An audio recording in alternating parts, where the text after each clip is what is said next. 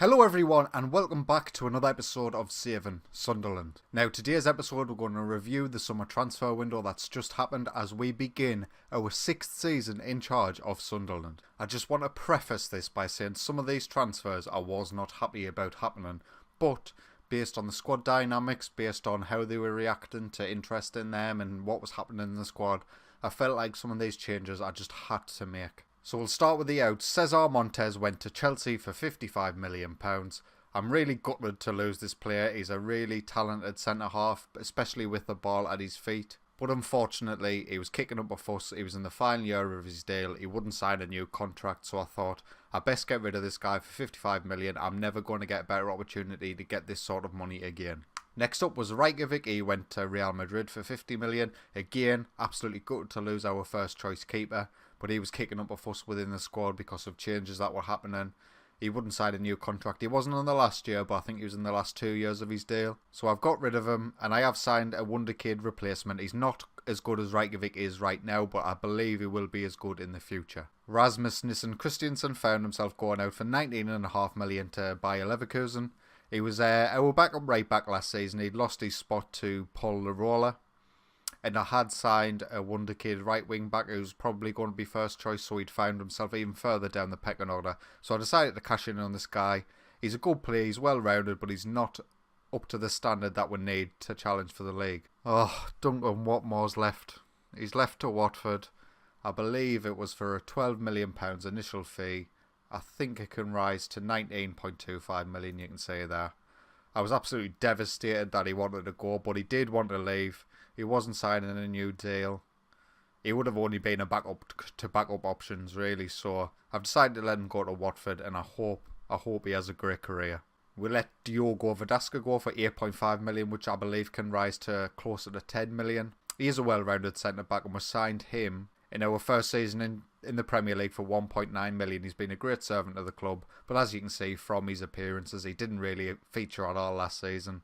So to get the price we did for him, I was pleased with, and I wish him well. Joe Lazaro, who you haven't seen much of, left to go to Middlesbrough for £8 million. This again could rise to £10.25 million. He starts the game at Sunderland. He does have some potential. He's been out on loan for the past 5 or 6 seasons. Now he's got himself the permanent move to Middlesbrough. He might start establishing himself in the world of football. I'm going to quickly address these 3 transfers. Lamine Mania, Thomas Moita, Juan Jose Perez were all part of our under-23 squad. They were young players who had a lot of potential, but when I was offering them new deals, they weren't getting the work permit, so they've all actually left on free transfers. The only reason we're getting money for Lamine Mania is a compensation agreement. And the rest of our outs are all loans, and we're not going to touch them. So we actually brought in £155 million in transfers this season, and we've only spent 36. I'm going to ignore James Willis. He's another one that my head of youth development brought in, but this was the first guy. Tanguy Ndombele, a free signing from Olympic Lyon. I believe he will challenge Guendouzi and Phil Foden for the central midfield spot. He might be our best central midfielder now, so you'll definitely see a lot more of him in the coming season. The next signing was Nyobo. He looks like a talented Norwegian centre-half. Very good physicals on the young lad.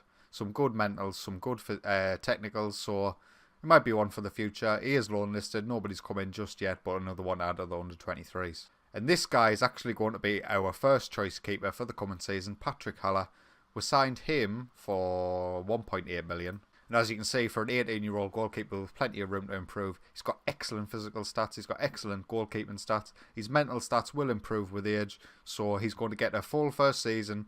And if it's an absolute disaster, I'll look to make changes in January, but for now, I'm putting my confidence in this guy. This is Jose Lewis. We signed him for £15.5 million. He's a very, very well-rounded centre-half, only 18 years old, from Brazil. He is classed as a wonder kid. He won't be in the first 11 initially, at least. I'll try and get him as much game time as possible throughout the season, but we need him in the squad for backup reasons, really. So yeah, hopefully he'll improve at this club, and I think he could be one of the best centre-backs in the world in the coming years. And last but by no means least, it's Michael Athens. We signed him for £17 million from Borussia Mönchengladbach. He is a right wing back. He is the one that's replacing Christiansen, and I say this guy is our first choice for the coming season. He's very well rounded. His physicals are great. His mentals are improving all the time, and his technicals, you've got them in the right areas basically. He's got a lot of room to improve. A German right wing back. He'll be our first choice. Happy days. So when everybody's fit, this is how I see this side lining up. So Patrick Gallagher in goal, who we've already spoken about, Rios, Diaz and Pfeiffer at centre-back, Athens and Milagres at wing-back positions, Guendouzi and Ndombele in the centre, and Dimitar Alexandrov has been promoted from the under-23s to hopefully nail down that right attacker midfield position, Moise Kean on the left and Lincoln up top. So this is Dimitar Alexandrov. I think we signed him in our first season in the Premier League. Might have been our second for 1.2 million. He had 2 successful loan spells at Aberdeen, and in the previous season he had a good loan spell at Lazio where he got plenty of game time. He's improved quite a lot and he's still got a lot of room to improve according to my coaches. So yeah, that's going to be the squad for this season. I'll make a quick pick here. Paul Larola replaces Athens on the bench. We will get Alexandrov at right wing. We've also got Enzo Caprara who can play there, but he's pretty much maxed his ability really. Maximiliano Sugo is of course still here. So yeah, we'll start with this. We'll see how it goes and hopefully we can have a better season than last. So first game of this season is against Arsenal in the league. Let's hope we can have a good performance. Highlight, Phil Foden with the corner. Mateo Rios meets the head but it's not close enough. Another highlight, Pfeiffer at the back to Milagres on this left hand side. He's got support from Moise Kean who's making the run, but Dennis Mann manages to get back and intercept. Ruben Diaz intercepts a loose pass from the Arsenal boys. Now we've got Alexandrov on this right hand side. What can he do? His first game for the club. Back to Larola, who passes it back to Ruben Diaz. We're making some good play here, but not too much movement in front. But Phil Foden drives through. Can he get the shot on target? We'll pick up with another highlight. Loose ball from Arsenal. Lincoln picks out Alexandrov on this right hand side. Can he get the ball in? He can. Lincoln. Oh, he hits the bar. Half time, 0-0. Not too much happening in that first half. We did have a good opportunity through Lincoln, but we didn't manage to make it count. Hopefully the boys can give a better second half. We're going to make some changes. 55 minutes here. We'll see who's not performing particularly well. Moise Kean's not having a good game. We'll get Luis Enrique Arans on for him. And we'll get Ndombele on for Guendouzi, who's having a poor game also. Highlight now on this right hand side. Larola to Ndombele in the centre. Alexandrov's got the ball on this right hand side. Finds Phil Foden in the centre, who will drive forward if he's given an opportunity. There's a through ball there on the left hand side, but we've missed it and Arsenal can counter. They've got Heinze up front. He's bombing down this left hand side. There's lots of men in the box if he can pick one of them out. Oh my god, how's that went in? Oh my god. No. Have I made a big mistake in selling Reykjavik? Maybe. As you can see here, Heinze comes down. It's head met by the head of Smolikov. Haller just absolutely flaps at it. Oh, it's going to be a long season. Highlight now, Larola on this right hand side plays it to Lincoln. Keita Bolly cuts it out, Luis Enrique runs it to Milagres. Oh man, now we're boys. We've got one final change to make. We will take off Alexandrov for Francisco Trincao on the right hand side. Hopefully he can get us a goal and make the difference. Highlight, 2 minutes to go on the right hand side with Lincoln. He files Phil Foden on the edge of the box and he scores. Come on, what a goal.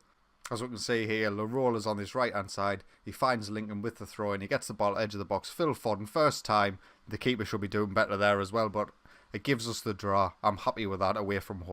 And that's going to be that full time 1-1 Sunderland Arsenal. We dominated that match, but we couldn't make our chances count. And if it wasn't for a very fortunate 92nd minute goal from Phil Foden, we might have went away with nothing to do. So looking forward to the next episode. I'm going to try and accelerate the first half of the season in terms of episodes. So I might bring you the third game in the Champions League group stage.